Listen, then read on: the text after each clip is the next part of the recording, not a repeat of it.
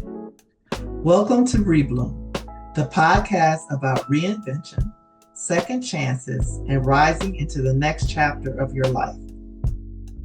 I'm your host, Vanessa Bright, entrepreneur, environmental leader, and someone who believes it's never too late to grow into who you're meant to be.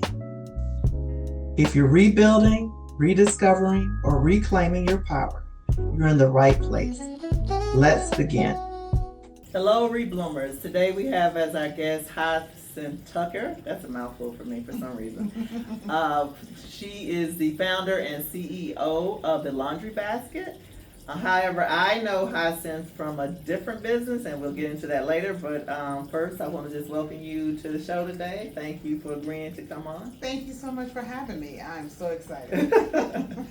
And so, first thing, I'd just like you to, introduce yourself to our viewers. Not what's on your resume, but, the real you version, or whatever you want to say. Wow, the real me version. Okay. All right. So I am, of course, Hyacinth Tucker. You see, I'm a mom.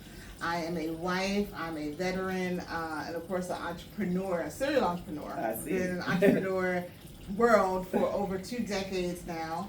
Originally from Jamaica, raised in Brooklyn, New York, 2 beautiful children, and lots of stories along the way. Okay, we're going to get into some of those stories. So let's take it back a little bit. I didn't actually meet Hyacinth, but I used to be an Allstate agent. I had my own Allstate company. And I reached out to Hyacinth about her experience. I don't know if it was when I was deciding, did I want to become an agent, or when I was deciding, should I leave or try to stick this out. Yeah. But anyway, we talked back then, and then we stayed connected on social media, and I've seen her journey, and I saw the Laundry Basket, and that just really piqued my interest, because she's gone from insurance to laundry, and how does that work? Yeah. So let's talk about that journey. Talk about your Allstate experience, and then we'll talk a little bit about how you got into the Laundry Basket. Yeah, so I went to Towson, and my plan was, when I was in Brooklyn, was to become a social worker. Being from Jamaica, I really appreciated the people that poured into my life, especially my guidance counselor and all the resources that was there to kind of make the transition a little bit more smoother, coming from a different country. And so I was like, I'm gonna be a social worker. So I talked to my guidance counselor, and I was like, look, I want to go to a college that's not too far, but far enough, because I don't need my mom popping up every single weekend, right? And she was like, I went to Towson, and she was like, I think that you would love it. So I said, okay. Only school I applied to, really didn't know anything about it. I was like, sure, whatever. Went to Towson, had the most amazing time. But during that time in Towson, you know how you do work study, because Right. as a struggling college student, you need some help paying those bills.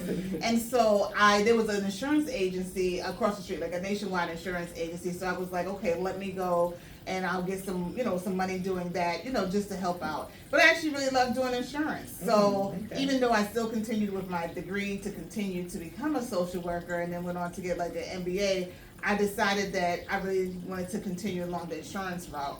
So I went through insurance. I did a lot of different things, more on the claim side. So I did high liability claims. I did SIU. So that's our special investigation unit when it comes to claims. So all the people who say, oh, my neck hurts. I need $10,000. Or I don't know what happened to my car. It just went up in flames. So we investigated those types of things. And I remember one day my manager coming to me and was like, I think that you'll be really good at sales. And I was like, sales? I was like, I don't think so. But he said it twice. And so I kind of was one of those people that if people see things that you may not see in yourself. So I said, let me explore it. So I went and, of course, took the test for Allstate, and then became an Allstate agent. Yeah, good times. And what made you, your experience was a little different from mine with Allstate. I didn't know about social work and ended up becoming a social worker. So I'm a licensed social worker now. I was like, I wish I had known about it earlier in life. But I had known insurance all my life, because my parents had a independent agency. Wow. So I worked in that business. Okay. So that was when I had my son. It was like, oh, need to have a business, leave a legacy, that sort of thing. And that's why I applied to be an agent.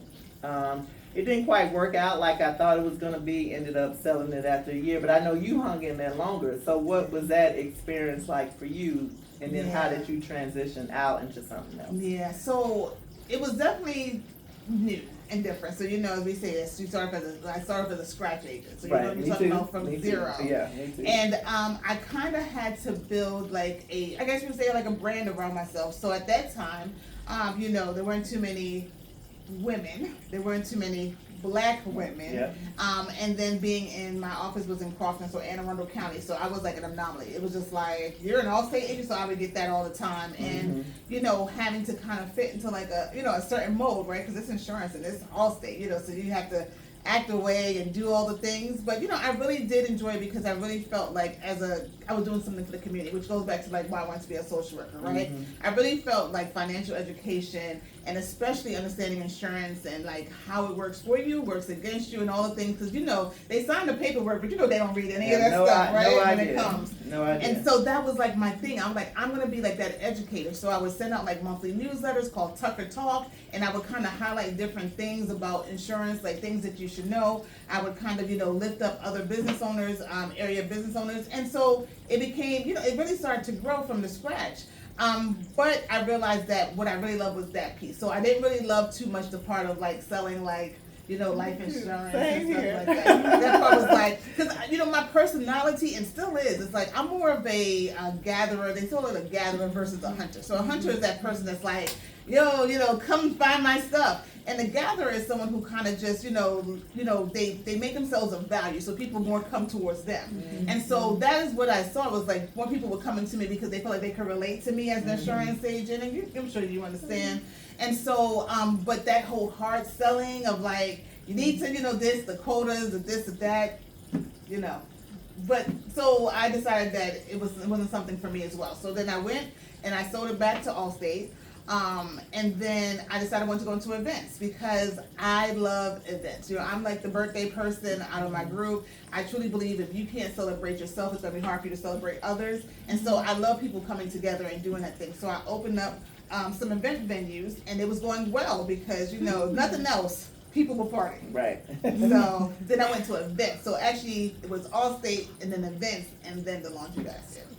And so what happened with the events company? I think when we talked, that little thing called COVID. That little thing, right? That little thing shut me down. Right. And so no income coming from that. So I had to completely shut down from that. Going through a divorce, so no income coming from like a spouse. And so it was kind of like, what are you gonna do, Hyacinth? And so I started doing like, we'll call odd jobs, but like gig work, so like Uber, or Instacart, those types of things. I was pet sitting, and I tell people I'm not really the animal lover, but I was like, I needed money, right? To kind of maintain my lifestyle, and she's going from an Allstate agency, so that was a lifestyle. It was a lifestyle. It was a lifestyle. It was a lifestyle. It was a lifestyle, and so I just happened to go visit a friend. I walked into her living room. There are clothes everywhere. We started laughing because, of course, no one loves to do laundry. And she just, was like, she was telling me how tired and stressed and overwhelmed she was, and she didn't really have time. And I noticed that she was buying new clothes instead of washing the clothes that she had. And I looked at her and I was like, sis, that's not going to work, because at some point you're going to have to wash these clothes, and now all you did was create more laundry. I'm shaking my head at that, but when I was younger, I hated to iron. And I remember going to Walmart to buy something to wear because I didn't want to iron. It's a thing. It is a thing. But she was doing it consistently. And so she looked at me and she said, I wish there was someone that could come and, just a casual comment, I wish there was someone that could come and take all this laundry and do it for me, and I would pay for that. So, my ears perked up to the pay for it part. So it was just another thing in my head to add on to the long list of gig work that I was doing. So it was never meant to be a business. It wasn't even meant to be like a side. It was just really like, okay, I'll do this, and then what's the next thing, the next thing, the next thing. And it just grew. It just really grew. I realized how much of a need it is, and I tell people it's like when you buy like a blue car and everywhere you see people have blue cars. It was like that. My mind was now trained into looking at laundry as like really listening to how people were talking about it and complaining about it and joking about it. I saw all the memes and all the things, so it was just like I really could turn this into a business. I had a friend who had that same issue, and I went over to her house. Oh, what? But for me, I didn't start thinking about how I could do the laundry. I was like, how can I help her organize her time so that she can do her own laundry? Because I don't understand, if you wash it, dry it, why can't you fold it and put it up? And so I started doing a little thing around being a professional organizer. Oh. Now, it didn't go, all the way to like what you've done with Laundry Basket. So I'm really fascinated. I want to hear the rest of that story. All right, so before we get in deep with the Laundry Basket, I'd like to talk about your military service, because I didn't really know that you had been in the military, so I don't know what branch and what experiences you had, how long were you in, and how do you think that shaped you as an entrepreneur and a leader? Yeah, definitely. So let me tell you about my how I got into it. So I was actually working one of my first jobs out of college, and it's in Towson, and it's one of those buildings, and at the bottom it has a recruiting center. Okay. And so the recruiting center, of course, strategically placed right next to like where you go and I get food, like the cafe or the deli, whatever it's called. And so you would always have to pass there. So they would always stand outside, and they would always be like, whatever. Never paid any attention, of course, to them. But there was this new guy, and he came, and he was fine. And he was talking about the Army. And look, you said I could be real. You said I could be real on this thing. You were like, and he was talking, and I was like, he was talking right to me. Like, now, granted, he's talking to everybody that comes through for that whole day. I'm like, he's talking right to me. So I said, hello. And he was like, hi, how are you? And he had it down pat. He was like, how are you? I'm like, I'm doing well. And we just started talking, and he kind of made it seem like, oh, forget about the Army. What's going on with me and you? But anyway, so I just was like, let me listen to what he has to say. And in my mind, I felt like there was a connection. And in my young mind, I felt like, okay, I'm going to join the military because, me and him are my goodness. I did not think that thing through. But anyway, that's how I got into the military. So I went down, took the ASVAB, decided on what career. And so I said that the military is going to pay for it. Let me go into something medical. So I decided to go in as an operating room specialist. I'm not really knowing what that entailed as well. So spent 8 years at Walter Reed and then at Fort Meade. And so what I've learned from that experience is definitely... Wait. You got to go back. So did you even see the guy in the military? Of course I did not. Oh. Is he the recruiter? How would I see him? I'm off in basic training. I'm off doing, my advanced training. I'm off at... Never saw that man again. No date, no. So we did. Now I'm gonna call it a date. He may not have, but yes, I feel like we dated before I went in. Okay. Now, of course, when I went in, I never heard from him again. Okay. But yeah, before. So I was like, they have quotas, and so I know he was kind of like, I got one. We went home like, I got one. But I was so naive. I hate telling the story, but I love telling the story because I was so naive. I really was like, it's going to be me and him. We're going to be this nice military family. We're going to have some nice military kids. I don't know what I was thinking. I have to say, this really takes the cake. When I was in college, first night at the president had a dinner. I was invited to the dinner with some other people. I saw this gorgeous man, and he was an alpha. So I became an alpha sweetheart. But that's a lot different than becoming... going into the military. Funny. So my son's father is an alpha, got me at Towson, and I was like as a sophomore. So it was a long story, girl. I don't talk too much, but yes, that was yeah. So yeah, a little bit naive. So did you, while you were in the military, you were working in the operating room, or were you doing something? Yes, the operating room. So I did that, and it was of course different, because once again, you just don't know, and so it's a lot of standing on your feet. So it is, so the main part of the operating room for me is making sure it's a sterile environment, right? So making sure. So you were cleaning the utensils and the. Oh yeah. We did that, but we were also, so the first thing is of course making sure that everything that's going to be used for the surgery is like sterile, right? So we do that, and then of course making sure that everyone that comes in, is scrubbed in, those types of things. They don't break, the sanitary field. And then the third thing, which is, I won't say the most important, but very important, is that making sure that whatever we give to the surgeon comes back, right? So it's that count. Oh, that is not in somebody. Right, because that's the point, right? So if I give you 8 sponges, I need to make sure that I'm getting back 8 sponges. But it's a long day. It's long days, right? Because you're on your feet. And you can't break. You can't be like, oh, it's 12 o'clock. It's time for me to eat. If they're doing a surgery and that's a 5-hour surgery, you there for 5 hours on your feet doing a lot of mental stuff. So after a while, I just got really, so I knew that when I got out, I didn't want to continue to do that. It was a lot of pressure like on my legs and my feet standing up like that. So yeah, but it was great, a great experience. So another degree of separation. When I first started doing this work, there's a course at Anne Arundel Community College for sterile processing for surgical equipment. And I used to help people get into that because it was free. Like they, if they were returning citizens or they lived in public housing. Yeah. So I would help them get into that program. Yeah, it's such a small world. Yeah, see? But it's something that's needed. And it's funny, it goes back to those jobs that people may overlook. They had no idea. I didn't know that surgical tech is ever so think about it when it comes to surgery, right? You know, the surgeon knows what he's doing, and of course, he's doing what he do. But you need someone that's like you have to know the surgery because I have to know what he needs. I need to know what blade he's gonna need. You know how many sponges. You know what kind of thread to sew up all the tools or whatever. So it's a great thing to go to. It's just a lot of on your feet. Have you ever used it? No. Okay.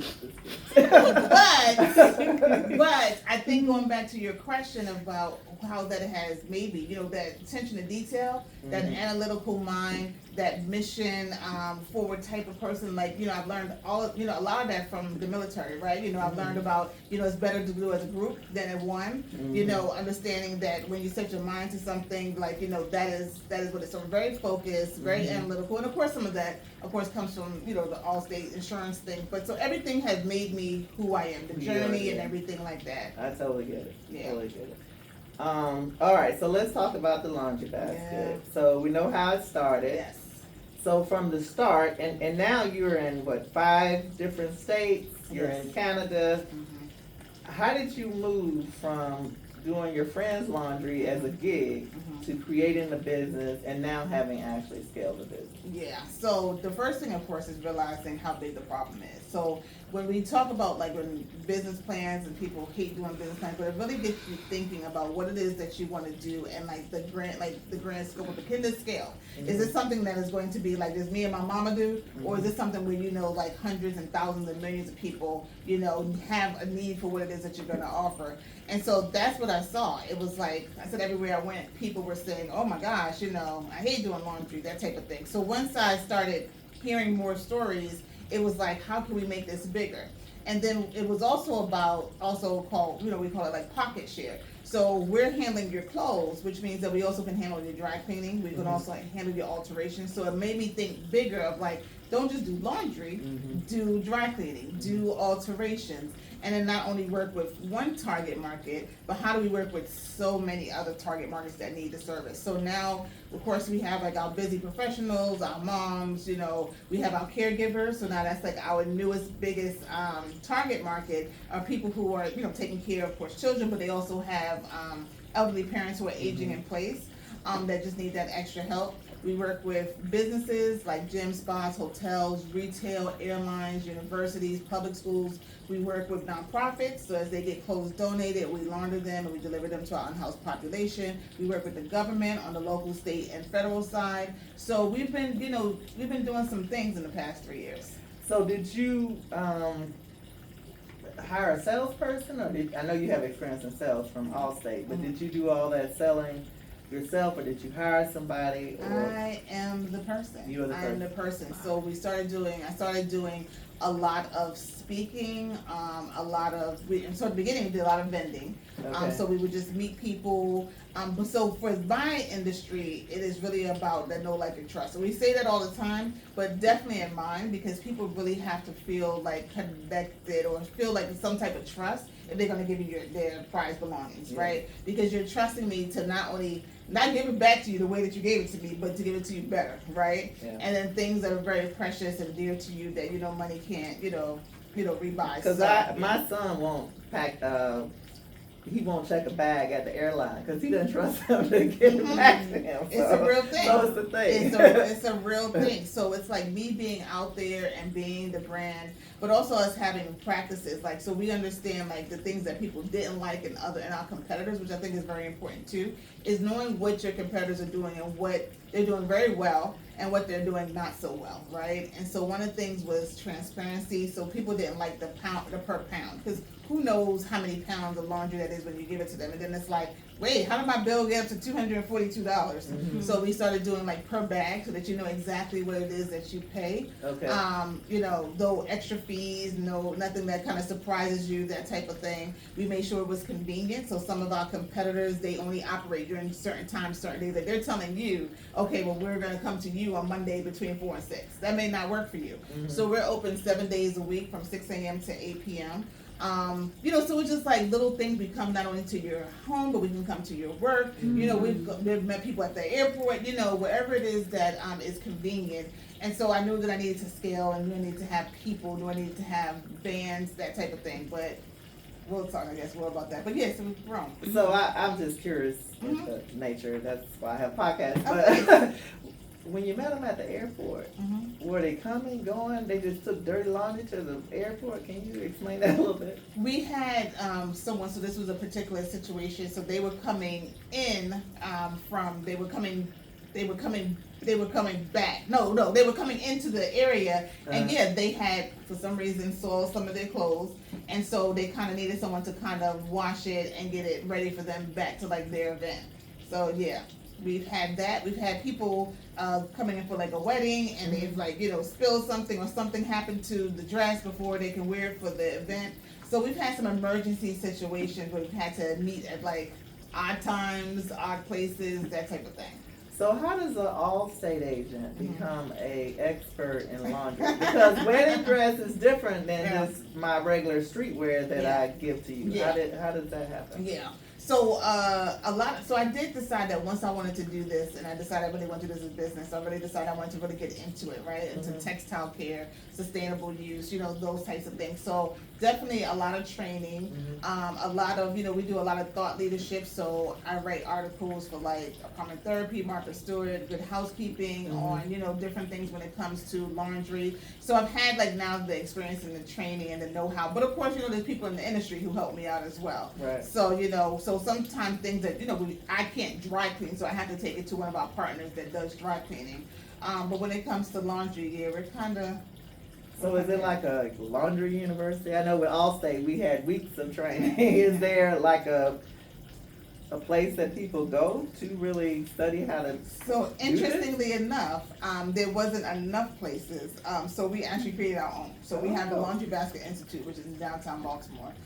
So that's where we kind of teach, you know, our staff like about textiles and that type of thing. That's also our workforce development program, our apprentice program, and yeah, so that's how we get like our workforce, our pipeline. Now, I did read something about you are employing returning citizens. Yes. You know, that means a lot to me, having a reentry program. Yes. So how did that part get started? Yeah, so it was about finding staff, and so we, you know, at the time when we started, you know, we were always looking for staff for like drivers, and we were also looking for people to help us do laundry. And laundry is one of those things that a lot of agencies like, because it's kind of what we call like, you know, was it rote? Where it's kind of like you're doing the same thing. So if you can teach someone this, so it's not too many there's variables, but you know what I mean. So it's really good for individuals with disabilities. And entry level. Yes, Yeah. yes. And then of course when we talk about our returning citizens, you know, laundry is also one of the jobs there, you know, in the system. So it's kind of like some people are like used to like, oh, laundry.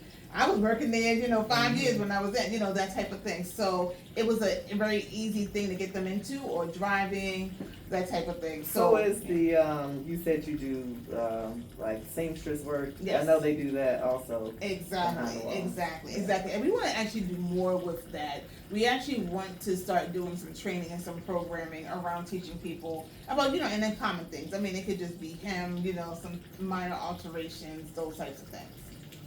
Love it. And I also love is you find a problem and then you create the solution. Yes. I mean, that basically is what an entrepreneur is. It and then is. is able That's to, right. you know, market it. Yes.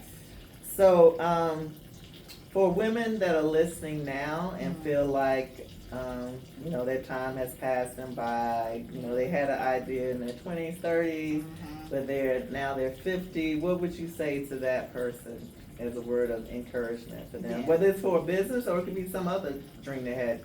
Climb Mount Everest or run a marathon. Not that those are on my list. But they're on somebody. Time is so relative. Like, we look at time as in like this age, but as we know, God doesn't look at it that way, right? And so it's kind of like you can start over at any time. We hear stories of people getting married at 80. We hear all the stories. So it's like, age really doesn't matter as long as you're living and you're breathing, which you should be doing both. If you're living, you should be breathing. You can do your heart's desire, right? And I think that I would have never thought at 20 that in my 50s I would be doing laundry. I would have been like, stop laying. You know what I'm saying? And it is like, it's just funny how life just kind of turns you around and puts you in different things and life experiences. And so I am one of, I'm sure, hundreds of thousands of examples is that, you can have a dream and you can dream really big and it can happen. So I would definitely encourage anyone to just keep on going. One thing I forgot, and you made me remember, when I was in my 20s, I was trying to buy a laundromat. Okay, you about to be just like, kindred souls. Because my dad had one when I was growing up, and I was like, yeah, let me get a laundromat. And it was at the time where people were starting not to use laundromats, so, and I went on to the next. But and ended up, where laundry I am. Is a thing. As long as we're wearing clothes, there's gonna have to be a way of like washing them. And even I tell people, like 90% of our clients have a washer and dryer downstairs. So we're not even targeting people who are like, okay, I don't have access to it, so I really need the service. It is just realizing that now we're in a world of convenience, right? And people will pay for convenience, and that's why Uber Eats and Uber is so important. Like, I have a car, and I was like, sometimes I refuse to drive. I'm just like, get somebody else to do it. I just want to sit in the back, and I want to just get my thoughts together, and, I would rather pay than me trying to worry through traffic and tolls and parking, so. My son is right there with you. Okay. And I remember the day when he first got his license, all he did was want to drive. I'm all about convenience now. Somebody else to do it. So last thing I want to ask, and I love to ask our guests is, what's reblooming in your life right now? Wow, reblooming in my life is honestly, I have a new sense of confidence. Like, I'm an introvert by heart, and people always like, no, you're not. I'm like, yeah, it's not about being shy, but it's about like my comfort level is really like by myself. Sometimes a lot of people, it kind of like exhaust me.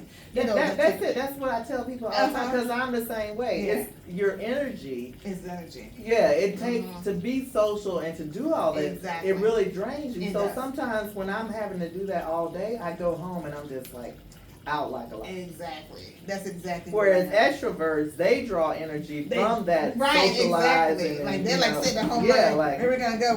What we gonna do? Who can I talk to? Yeah, my new husband is like that. She said new. My husband is like that. He's the extrovert, and so like it's fun being with him, but then it's also like it's time to go. Like he will be someplace forever. But anyway, but I think like a new confidence, like because of this business. Even with the Allstate, I didn't feel like I had to be out there and do so many things or whatever, But here it's like a lot of people want to hear about the story. They want to hear about the journey. They want to, hear me talk about different things, how I've been able to do different things. And so I've had to kind of get out of that shell of kind of like, I don't want to talk, I don't want to whatever. So yeah, so what's reblooming me is a lot of speaking, a lot of traveling, a lot of building relationships as well. And so, yeah, that is definitely what's reblooming. And people want to hear it because it's inspiration. I hope so. I hope so, because I really, it's really for me, it's really also about the impact and whoever it may impact. Of course, we have our clients, and then of course, like I said, the different individuals that we help, as far as finding employment. But for me, it's really about living a life of impact. I'm in the second half, of life, and so I've done some things, done some great things, but now I really want to live a life and have a legacy that has impact to it. All right, last thing, we want to let our listeners know how they can get in contact with you if they want their laundry done, need dry cleaning, where they can find you. Yes, so you can definitely go onto our website, which is laundrybasketdelivery.com. You can call us at 301-720-1556. And you can always connect with me personally on LinkedIn. LinkedIn is that's my platform where I talk about all the things. And so, of course, Hyacinth Tucker. There shouldn't be too many, and if there is, let me know. Well, again, thank you for being our guest today. And thank you, ReBloomers, for tuning in today. Remember, keep growing and see you next time. Bye. Thank you for spending this time with me on ReBloom. If this conversation spoke to you, share it with someone else who might be ready for their next chapter. And remember, reinvention doesn't mean starting over, it means starting wiser. Until next time, keep growing, keep rising, and keep blooming.